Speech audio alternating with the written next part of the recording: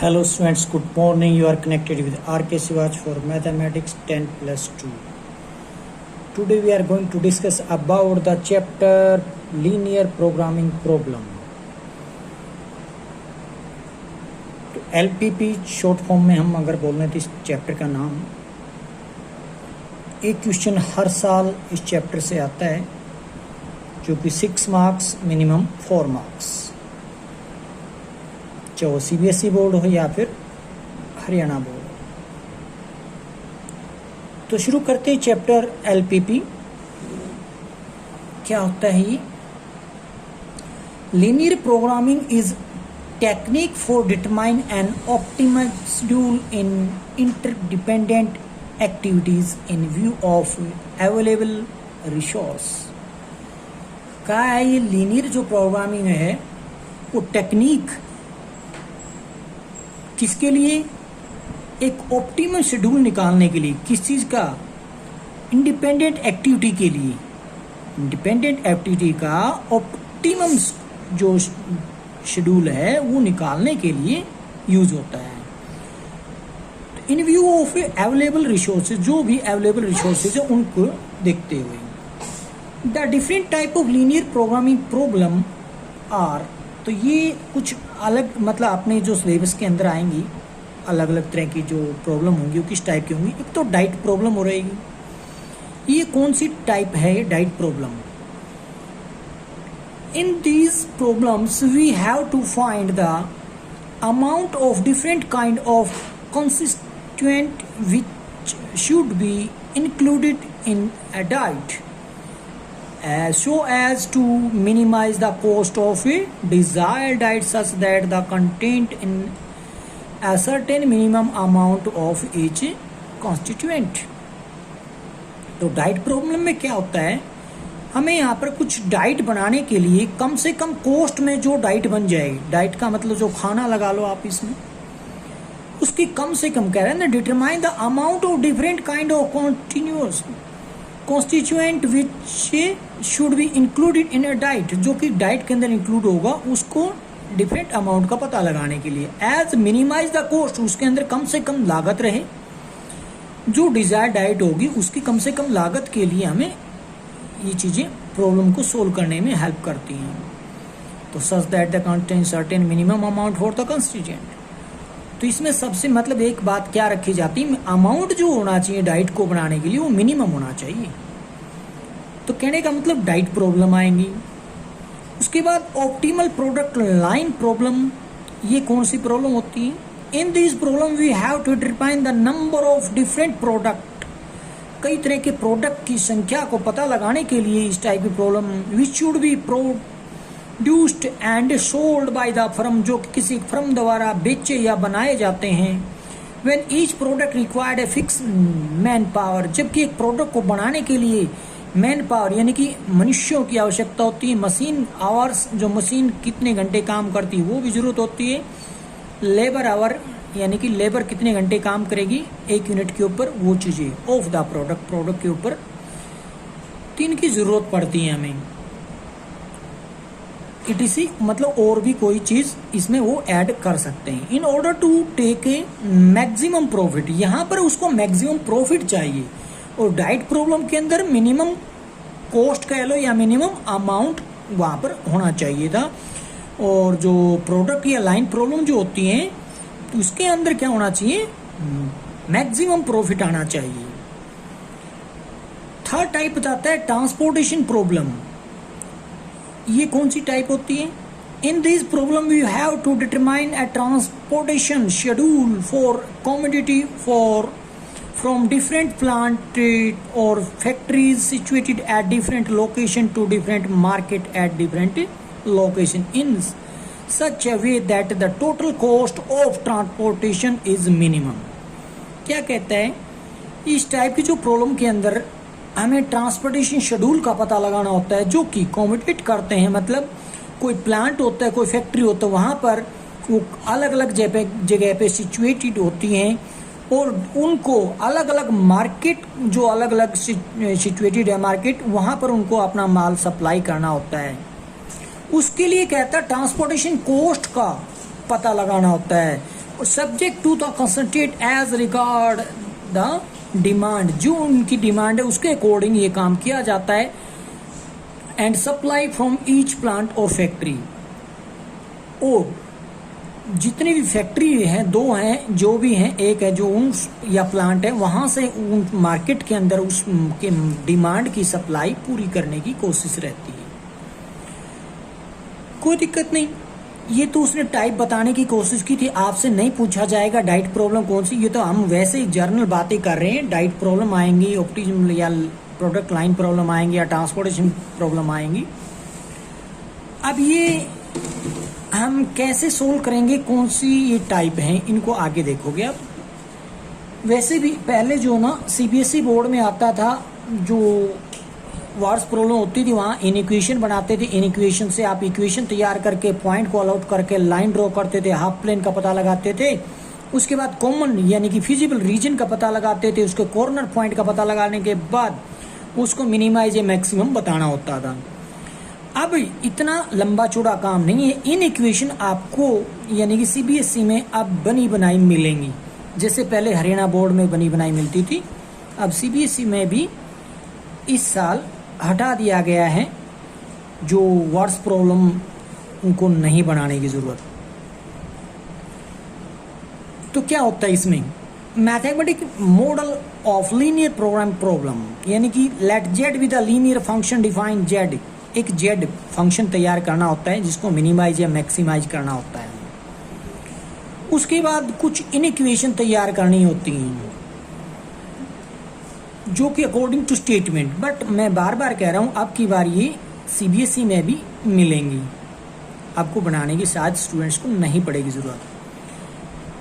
The problem of determining the values x1, y1, x1, x2, x2 up to xn which make z minimum और maximum, यानी कि z को minimum और maximum बनाने के लिए हमें उनकी वैल्यूज की जरूरत पड़ेगी, और वो वहां पर पुट कर देंगे, x और y की वैल्यू वहां पर निकालेंगे हम। विच सेटिस्फाई बी एंड सी, यानी कि ये बी इक्वेशन थी, सी को सेटिस्फाई करते हैं, इसको जनरल लीनियर प्रोग्राम प्रॉब्लम बोला जाता है। आपको सिर्फ और जेड फंक्शन बनाना होता है, कहने का मतलब है उसी को हमें मिनिमाइज या मैक्सिमाइज करना होता है। उसके बाद ऑब्जेक्टिव फंक्शन भी आप बोल सकते हो जेड को, तो वहां पर क्या होता है, लीनियर फंक्शन रहेगा जेड टू वेरिएबल्स के अंदर, which is to be minimize maximize called objective function of general linear program problem. तो मतलब एक जेड जो है बात कर रहा है फंक्शन की। कंसंट्रेट द इनइक्वालिटीज, जिस तरीके से उसने बी में तैयार की थी, कहां पे, यहां पे जो इनइक्वेशन की बात कर रहे थे हम, उसी तरीके से अब यहां पे आ रही है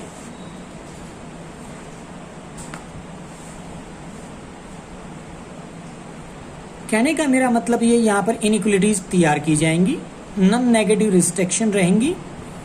कहने का मतलब ये है सेट ऑफ इनइक्वालिटीज जो रहेगा वो usually known as the set of non negative restriction general LPP के अंदर रहेंगी। उसके बाद उसका सॉल्यूशन रहेगा, उसके बाद फिजिबल रीजन निकालना होगा, फिजिबल सॉल्यूशन भी निकालना होगा, उसके बाद ऑप्टिमल फिजिबल सॉल्यूशन निकालना होगा। अब ये चीजें कैसे करेंगे, शायद आपको एक एग्जांपल ले लेते हैं तो उससे बढ़िया कोई बात नहीं रहेगी।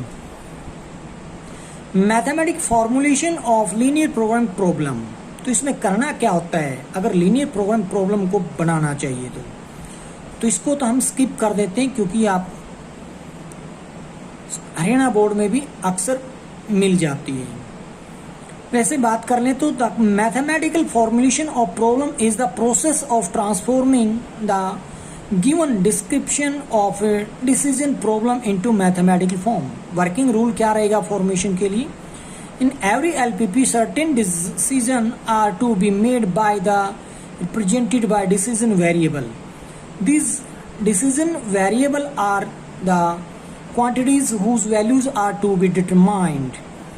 We first identify this variable and denote by x1, x2, x3. हम यहाँ पर केवल और केवल x और y के अंदर ही रखेंगे जो इन इक्वेशन तैयार करेंगे। उसके बाद कहता है identify the objective function and express in linear function. उस फंक्शन को हम लीनियर फंक्शन में एक्सप्रेस करेंगे जो कि एक डिसीजन वेरिएबल रहेगा वहां पर। After expressing the objective function, जो ऑब्जेक्टिव फंक्शन बन जाएगा, linear function of the decision variable, find the type of optimization, यानी कि मैक्सिमम या मिनिमम उसका पता लगाते हैं। Identify the type of objective function, और ऑब्जेक्टिव फंक्शन को आइडेंटिफाई करते हैं, पता लगाते हैं। Identify the set of constraint stated in the term of decision variable and express them linear in equations और इक्वेशंस। तो जो इन इक्वेशन थी उनको एक इक्वेशन के अंदर बनाकर हम आगे बढ़ जाएंगे। Add the non negativity restriction on the decision variable. तो जो डिसीजन वेरिएबल रहेगा उसके अंदर हम नॉन नेगेटिव का भी ध्यान रखेंगे। तो इस बात को पूरा करने के लिए सबसे पहले मैं आपको फर्स्ट एक्सरसाइज के बारे में डिस्कस करना चाहूँगा। तो पहले स्टेटमेंट को पढ़ते हैं, इसमें किस टाइप के सम रहते हैं। मैं मानता हूं एक सम अगर लास्ट एक्सरसाइज को आपको समझ आ जाता है तो पूरा चैप्टर ही समझ आ जाए, क्योंकि सम एक ही है पूरे चैप्टर के अंदर। देखिए कि कैसे। A decorative item dealer leads in only 2 item. एक डीलर है जो कि डेकोरेटिव आइटम डील करता है और वो भी 2 तरह के हैं उसके पास। एक तो वॉल हैंगिंग है एंड आर्टिफिशियल प्लांट। दूसरा क्या है? आर्टिफिशियल प्लांट, जो दीवार पर लटकाने वाले हैं और जो बनावटी पौधे हैं। 2 तरह के आइटम में डील करता है एक डीलर। ही हैज RS 1500, यानी कि 15,000 रुपीज टू इन्वेस्ट। उसके पास उसकी जेब में केवल और केवल इन्वेस्ट करने के लिए 15,000 रुपए हैं। And a space to store at the most 80 pieces. और अगर वो जितने भी उस पीस वो खरीद कर लाता है तो केवल रखने की जगह उसके पास केवल 80 पीसेस के लिए ही है, यानी कि वो 80 पीसेस से ज्यादा स्टोर नहीं कर सकता। A wall hanging cost him RS 300। और जो दीवार पर लटकाने वाली जो आइटम है उसकी कीमत 300 रुपया बताई गई है। And an artificial plant RS 150।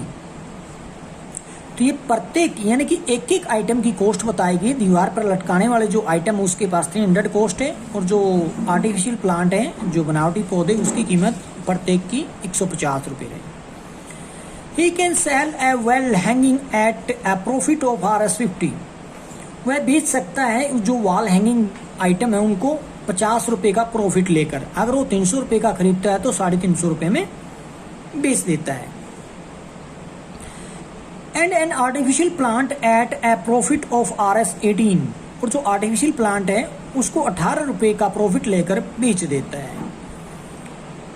Assuming he can cell all the item. ये मानते कि जितने भी उसने आइटम खरीदे थे सारे के सारे बेच दिए हैं। दैट ही बाइज, जो भी उसने खरीदे थे। Formulate a linear programming problem in order to maximise his profit. तो क्या कह रहे हैं? लीनियर प्रोग्रामिंग प्रॉब्लम को फॉर्मुलेट करेंगे, यानी कि इन इक्वेशंस आपको बनानी है यहाँ पर। किसके लिए?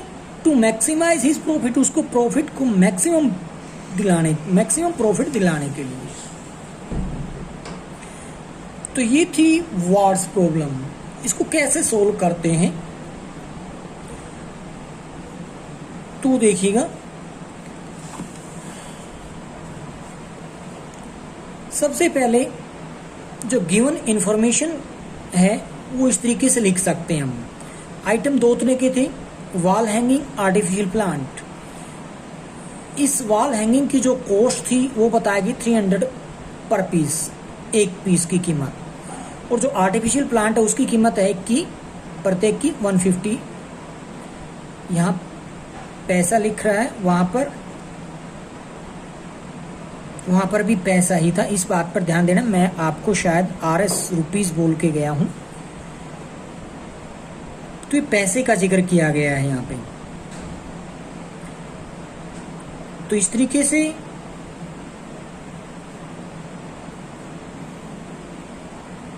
बढ़िया मिसप्रिंटिंग है, क्योंकि पीछे पैसे नहीं दिए गए। एक जगह उसने रुपीज, हाँ ये रुपीज हैं, पैसे नहीं हैं, रुपीज है ये।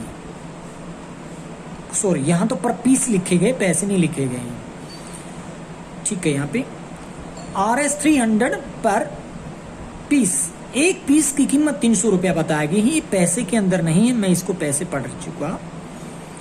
ये पर पीस 150 रुपये कीमत बताएगी किसकी, आर्टिफिशियल प्लांट की। अब वो प्रॉफिट कितना चाहता है वॉल हैंगिंग पे, 50 रुपये चाहता है एक पीस के ऊपर। ये 50 रुपीज पर पीस प्रॉफिट चाहिएगा वॉल हैंगिंग, और 18 rupees per piece artificial plant पे चाहिएगा। और उसके पास जो टोटल पॉकेट में मनी है वो है 15,000। ये सारी की सारी स्टेटमेंट में इंफॉर्मेशन थी।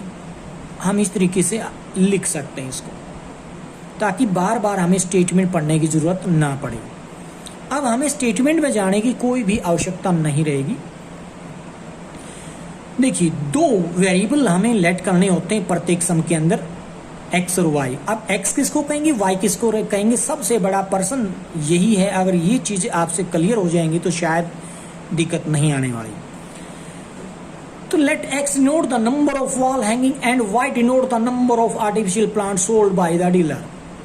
तो वॉल हैंगिंग को उसने एक्स मान लिया है, और जो आर्टिफिशियल प्लांट है उसको वाई बोला है कि कितने आर्टिफिशियल प्लांट वाई हैं। वॉल हैंगिंग के आइटम कितने खरीदेगा, वो एक्स है। अब कहोगे हमें कैसे पता लगे कि इसी को मानना है, क्योंकि सबसे पहले तो आप यहाँ पर आप देखते कि किसके ऊपर चर्चा हुई है, कितने दो तरह के आइटम पर डील कर रहा है, वॉल हैंगिंग और आर्टिफिशियल प्लांट। लास्ट में उसने पूछ भी लिया कि वो कितने कितने आइटम खरीदे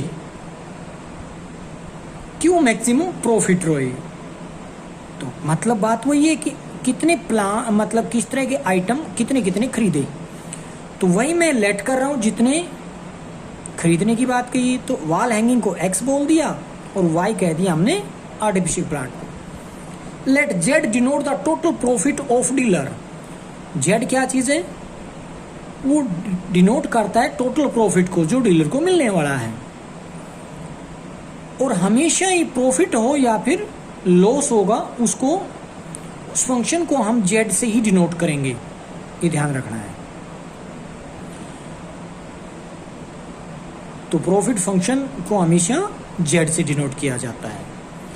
कहते हैं since the profit on one piece of wall hanging RS50। तो प्रॉफिट वॉल हैंगिंग पे कितना है, 50 रुपीज का है वन पीस का, और आर्टिफिशियल प्लांट पे 18 रुपीज का प्रॉफिट मिला हुआ है। तो इसका टोटल प्रॉफिट कितना हो जाएगा, क्योंकि हम आर्टिफिशियल प्लांट और वॉल हैंगिंग के लेट कर चुके हैं, तो उसके अकॉर्डिंग हम बोल देंगे कि 50 रुपीज जो है किसके ऊपर है, आर्टिफिशियल प्लांट पे है प्रॉफिट, या वॉल हैंगिंग के भी। इस बात को क्लियर कर लेना है। तो वॉल हैंगिंग पे 50 रुपीज है, तो वॉल हैंगिंग हमने कितने लेट कर लिए, एक्स है। तो एक पे 50 रुपये का, तो एक्स पे कितने हो जाएगा, मल्टीप्लाई कर दोगे तो 50x। प्रॉफिट तो वहां से भी मिलने वाला है जो आर्टिफिशियल प्लांट है, उसको मैंने वाई लेट किया, तो इसका मतलब 18y उसमें ऐड कर देंगे तो एक फंक्शन बन जाएगा। तो लिख दिया उन्होंने, जो टोटल प्रॉफिट आने वाला है वो 50x प्लस 18y, इसी को हमने क्या कह देना है, जेड। आपको इतनी वर्डिंग लिखने की जरूरत ही नहीं है, आपने सीधा सीधा प्रॉफिट फंक्शन बोलकर z is equal to 50x plus 18y। But ये समझने के लिए अच्छा है कि हम वर्डिंग को पढ़ रहे हैं। अब the cost of one piece of wall hanging is RS300। जो वॉल हैंगिंग आइटम उसकी जो कीमत है वो 300 रुपये बताई गई है, और ये आइटम खरीदे कितने उसने, x आइटम है, इसका मतलब x से मल्टीप्लाई कर देंगे कॉस्ट निकालने के लिए, तो 3x हो जाएगा। और जो आर्टिफिशियल प्लांट है वो 150 रुपीज के हिसाब से खरीदे, वो पीस हमने इसको वाई लेट कर रखा है, तो इसका मतलब 150y हो जाएंगे। तो ये लिख रहे हैं total cost of a wall hanging and y article plants. X तो वॉल हैंगिंग थे, वाई आर्टिकल प्लांट्स थे, उनका जो टोटल कॉस्ट बनेगा, क्योंकि एक की कॉस्ट 300 तो एक्स की क्या हो जाएगी 300x। एक आर्टिफिशियल प्लांट की कीमत अगर 150 रुपये है तो वाई की कितनी हो जाएगी, मल्टीप्लाई कर दोगे, यानी कि 150y। दोनों को ऐड करोगे तो टोटल कॉस्ट आ जाएगी। अब देखिए इस फंक्शन को इन इक्वेशन में कैसे फिट करता हूँ। The dealer has 15,000 rupees to invest. उसके पास उसके पॉकेट में केवल 15,000 रुपये हैं। So that total cost can not more than 15,000। उसके पास जो है 15,000 से ज़्यादा था, आने से रही, वो इससे ज़्यादा खरीद भी नहीं सकता है। इसका मतलब ये हो जाएगा इससे कम तो खरीद सकता है ना, तो ये जो भी होना उसके पास टोटल कॉस्ट वो कम हो सकती है 15,000 से मार्केट के अंदर देने के लिए। तो इसीलिए हमने क्या बना दिया, 300x + 150y less than equal to 15,000, यानी कि 15,000 से कम खरीद सकता है या बराबर भी पूरे के पूरे 15,000 के कॉस्ट का आइटम खरीद सकता है। अब इसमें से ही 150 से डिवाइड कर दिया हर जगह से, बहुत साइड से, तो ये इक्वेशन भी आप इनइक्वेशन बोल सकते हैं इसको इनइक्वेशन फर्स्ट मान लीजिए आप। उसके बाद also dealer has a space to store the most 80 pieces. उसने बाद में बात की थी कि उसको जगह उसके पास केवल 80 पीस रखने की ही है, तो इसके लिए जितने वो वॉल हैंगिंग थे और जितने आर्टिफिशियल प्लांट दोनों को मिला के उसके पास जगह केवल और केवल 80 पीसीज रखने की। तो इसका मतलब कम तो रख सकता है, उससे ज्यादा नहीं रख सकता। तो x + y less than equal to 80 लिखा, कम का मतलब लेस देन लिख दिया। 80 भी रख सकता है, इसलिए इक्वल का साइन लगा दिया जाएगा। इक्वल का साइन कब नहीं आएगा, जब वो वही पूंजी या फिर वही आइटम वहां पर नहीं रख सकता हो। और एक चीज और कहना चाहूंगा, it is obvious that x is greater than equal to 0, y is greater than 0। ये हर सम में आने हैं दोनों चीजें। क्या है ये, x के क्या थे, वॉल हैंगिंग आइटम, या तो वो खरीदेगा ही नहीं, खरीदेगा तो पॉजिटिवली, इसका मतलब x is greater than equal to 0। जो आर्टिफिशियल प्लांट थे या तो एक भी नहीं खरीदेगा, खरीदेगा तो पॉजिटिवली खरीदेगा, इसका मतलब ग्रेटर देन बोलते हैं। पॉजिटिव का मतलब ग्रेटर देन होता है। ये दोनों तो हर सम में लिखनी है आपने, x greater than equal to 0, y greater than equal to 0। Hence the mathematic formulation of given LPP as follow. तो एक्चुअल में आपने यही करना था, इतना ही काम है। ये समझने के लिए आप पहले ये मतलब ये टेबल बना सकते हैं स्टेटमेंट को समझकर, उसके बाद सीधा जेड और ये 3 इनइक्वेशंस आप बना सकते हैं डायरेक्टली। इतने वर्डिंग आपको बताने की जरूरत नहीं है। अच्छा है, वैसे हमने समझने के लिए लिखा पढ़ा, तो इसलिए क्या बन गए, यहां से हमने उठा लिया जो equation first, in equation first to x + y less than 100, वही हमने लिख रखा है। x + y लेस देन 80 लिखा, और x और y दोनों 0 से ग्रेटर लिख दिया। x कोमा भी लगा सकते हैं, अलग अलग से भी इस तरीके से लिखा जा सकता है। चलिए अब आगे बढ़ते हैं, हम स्टेटमेंट को एक बार पढ़ते हैं और समझने की कोशिश करते हैं। क्या अब हम बिना किसी हेल्प के कुछ काम कर सकते हैं क्या? A company is making 2 product A and B। तो यहां पे एक कंपनी है जो कि 2 तरह के प्रोडक्ट तैयार करती है।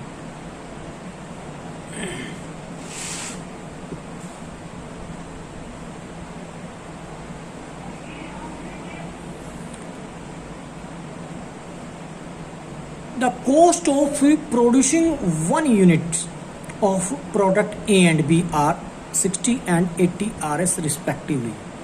क्या कहा गया? कॉस्ट यानी कि कीमत, लागत, जो एक यूनिट बनाने की, प्रोडक्ट ए को बनाने में 60 रुपए का खर्चा आता है, प्रोडक्ट बी को बनाने में 80 रुपए का खर्चा आता है। एज पर द एग्रीमेंट, जो उनका एग्रीमेंट हुआ है, the company has to supply at least 200 units, कि कंपनी को कम से कम, एटलीस्ट का मतलब होता है कम से कम, ज्यादा भी सप्लाई कर सकती है, 200 यूनिट की सप्लाई तो उसको करनी पड़ेगी, यानी कि ऊपर भी कर सकती है। अगर मैं इसको x मान लूँ पहले प्रोडक्ट को, तो 200 यानी कि a को, तो वो क्या करना होगा, x इज ग्रेटर देन, यानी कि अगर a की बात करें तो a is greater than equal to 200 आप बोल सकते थे। चलिए ऑफ द प्रोडक्ट B, पर इसने तो B के बारे में बात की, A के बारे में बात नहीं की है। क्या कहा यहाँ पे, एज पर agreement company has to supply at least 200 unit of product B to its regular customer. जो उसके रेगुलर कस्टमर, कम से कम 200 रुपए की सप्लाई तो उसको करनी होगी। वो भी B प्रोडक्ट की बात कर रहा है, A के बारे में नहीं बताया गया। 1 unit of product A require 1 machine our. अब ए प्रोडक्ट को 1 यूनिट को बनाने के लिए तो उसको मशीन पर 1 घंटा देने की जरूरत है, 1 घंटे मशीन को चलाने की जरूरत है। जबकि प्रोडक्ट बी जो है has machine hour available abundantly within the द कंपनी। तो कंपनी में केस पे जो बी जो प्रोडक्ट है उसको मशीन आवर अबेंडली मतलब उसको जरूरत नहीं है। Total machine hour available for product A are 400 hour. क्या कहा उसने? टोटल मशीन आवर है available for machine A, sorry product A. Product A के लिए जो मशीन अवेलेबल है खाली है, यूं कह लो 400 घंटे के लिए आप मशीन को प्रोडक्ट ए तैयार कर सकते हो मशीन पे। 1 unit of each product A and be required 1 labour our. यानी कि ए प्रोडक्ट के भी और बी प्रोडक्ट को तैयार करने के लिए लेबर आवर, जो एक लेबर की जरूरत पड़ती है वो 1 घंटे की जरूरत पड़ेगी उन पे। 1 घंटा ए को बनाने में, 1 घंटा ही बी को बनाने में लगा सकते हैं। And total of 500 labour hour are available. केवल और केवल 500 लेबर आवर ही उसके पास फैक्ट्री में अवेलेबल है। The company want to minimise the cost. Minimise, पहले जैसे कि प्रॉफिट में बात कर रहा था, मैक्सिमाइज करने की बात करी थी उसने, अब की बारी मिनिमाइज की बात की। तो कहते company want to minimise the cost, cost को मिनिमम रखना चाहती है। Production by the satisfying the given requirement, जो भी रिक्वायरमेंट है उसके अकॉर्डिंग कम से कम लागत रहे, वो कंपनी ऐसा चाहती है। Formulate the problem as LPP. तो ये थी वर्डिंग इसकी। तो पहला पर्सन तो यही है, मैं बार बार आपको कह रहा था यहाँ पर 2 वेरिएबल्स में हमें रहना पड़ेगा। यहाँ पर x और y रखेंगे। अब x किसको कहना है, y किसको कहना है। उसके बाद ये जो इन्फॉर्मेशन है इसको एक टेबल के अकॉर्डिंग आप रख सकते हो। चलिए पहले तो आप x और y ही लेट कर, किसके बारे में जिक्र हुआ है, तो 2 प्रोडक्ट के बारे में बार बार जिक्र कर रखा उसने। तो प्रोडक्ट ए कितने तैयार किए जाए, प्रोडक्ट बी कितने तैयार किए जाए। अगर यही प्रश्न आपका है तो इसका मतलब प्रोडक्ट ए को आप कह दो x मान के चलो, बी प्रोडक्ट को आप y मान के चलो। अब ये 80 और 60 क्या थे, कॉस्ट है, वो भी प्रत्येक के लिए 1 यूनिट ऑफ प्रोडक्ट। बिल्कुल, इसका मतलब ये हुआ इसकी जो कॉस्ट है वो 60 रुपीज और 80 रुपीज बताई गई है आरएस के अंदर, ए की और बी प्रोडक्ट की। तो एक टेबल बना लेते हैं इस तरीके से।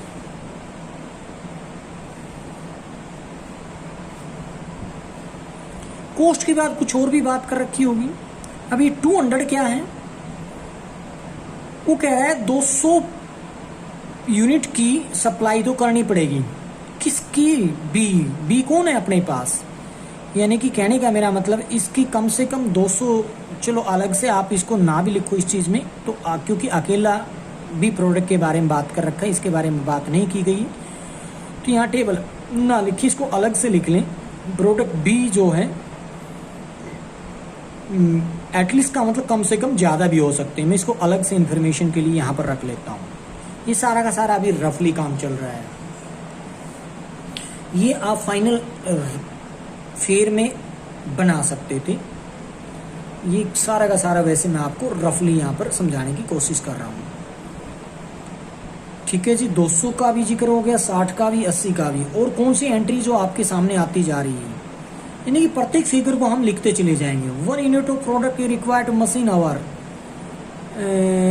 प्रोडक्ट बी, यानी कि ए को कितने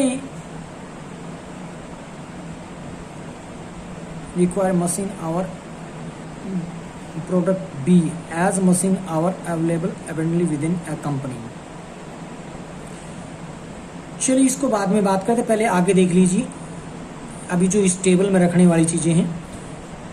total machine hour available for product A are 400 hour, यानी ए को 400 ये आवर्स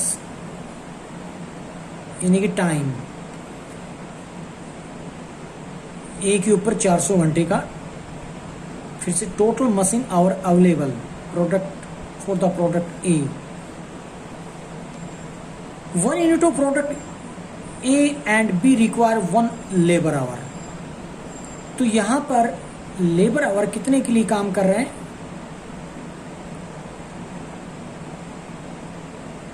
500, मतलब वो ए पे भी और बी पे भी।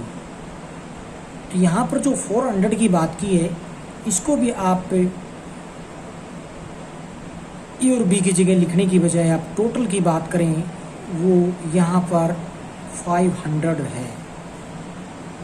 टोटल अवेलेबल जिसकी बात करते हैं वो 500 ही लेबर आवर मिलेंगे आपको। 400 ए पे लगे थे, 500 टोटल है उसके पास। अब उसको एलपीपी में कन्वर्ट करना है, वो भी एक जेड जो है मिनिमाइज करना रहेगा कॉस्ट। तो जेड किसको बोल रहे हैं हम? जेड हम लिख लेते हैं यहाँ पे। तो जेड जो रहेगा एक्स है वाई है, दोनों को ऐड कर रहे हैं। अब क्या है?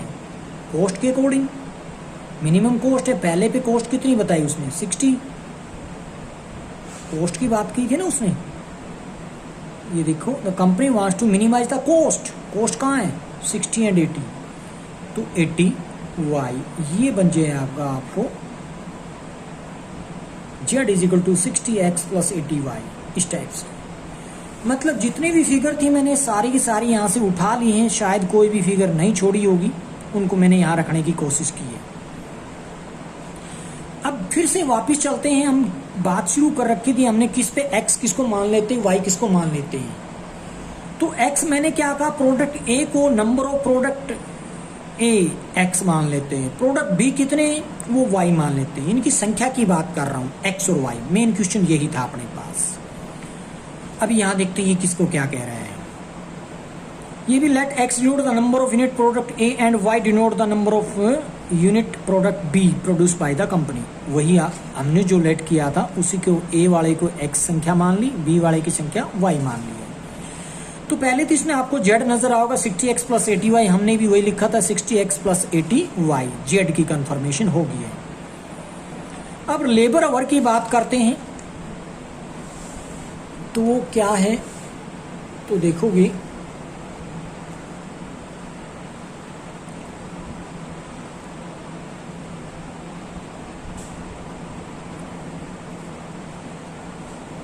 सबसे पहले तो अलग से जो 400 दिया था वो यहाँ पे बी के बारे में कुछ नहीं बताया गया था। इसको भी अलग से आप जैसे 200 को रख के आए थे उसी तरीके से आप रख सकते थे एक बारी। तो सबसे पहले इसी की बात कर लेते हैं। 400 क्या है? It is given that 1 unit of product A require 1 machine our. 1 machine hour product ए पे रिक्वायरमेंट है। टोटल मशीन आवर अवेलेबल कितनी है ए के ऊपर? 400। इसका मतलब ए कितनी है? नंबर ऑफ आइटम वो x है। तो x इतने तो जरूरत पड़ेगी 400 घंटे की, उससे ज्यादा भी लग सकती। तो इसका मतलब क्या हो जाएगा? x is less than equal to 400। क्या बना दिया हमने ये? भाई जो काम कर रहे हैं 400 घंटे तो लगा सकते, क्योंकि किसी काम को बढ़ाया तो जा सकता है। जैसे कि आप 1 मिनट में मान लीजिए 200 वर्ड्स लिख सकते हैं, आपकी स्पीड है। सपोज कीजिए किसी कारणवश आपका माइंड डाइवर्ट हो गया है या कोई आपको बीच में रोक देता है, तो आप शायद 200 नहीं लिख पाएंगे। इसलिए कम तो लिख सकते हैं ना, उसमें तो ज्यादा तो नहीं लिख सकते। अगर स्पीड आपकी 200 की है तो 200 से कम लिख सकते, 200 से ज्यादा नहीं लिख सकते। वही हम कह रहे हैं x is less than equal to 400। इतना तो टाइम उस पर लगाना ही पड़ेगा, कह रहे हैं। इससे ज्यादा भी लग सकता है, सॉरी कम से कम उसको 4 x या मतलब उसको अवेलेबल 400 है मशीन। तो इसका मतलब क्या हो जाएगा? 400 से कम आप यूज कर सकते हो। यहाँ पे 400 घंटे से कम टाइम के लिए यूज कर सकते हो मशीन को। वहां पे मशीन आवर को कह लो या मशीन को कह लो। किसके लिए? प्रोडक्ट ए के लिए कहो या फिर नंबर ऑफ एक्स प्रोडक्ट बनाने के लिए। अब बात करते हैं 200 मैंने अलग से रखा था, वो मैं किसके लिए बात कर रहा था? बी बोला था मैंने ग्रेटर देन। बी किसकी नंबर ऑफ प्रोडक्ट कितने मान ली मैंने? भी वाई। तो y greater than equal to 200 हो जाना था। इसमें भी देखोगे आप, एज पर the agreement the company has to supply at least 200 unit product B, तो वही हम लिख रहे हैं यहाँ पर y is greater than equal to 200। तो ये भी बन गया, ये भी बन गया, z भी तैयार हो गया, दो इनिक्वेशन भी तैयार होगी। अब बाकी बची हुई की बात कर लेते हैं। तो बात करते 500 की बात कर रहा था वो, तो 500 लेबर आवर था, क्या था वो, तो यहाँ पर लेबर आवर अवेलेबल थी।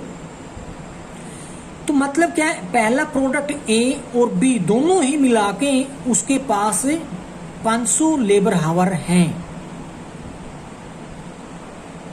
मतलब जो लेबर काम करती केवल 500 घंटे काम कर सकती, चाहे प्रोडक्ट ए तैयार करा लो चाहे बी तैयार करा लो, और दोनों को मिला के केवल और केवल 500 घंटे ही मिल सकते हैं। तो मतलब ये हो जाएगा इससे ज्यादा वो नहीं दे पाएंगे टाइम।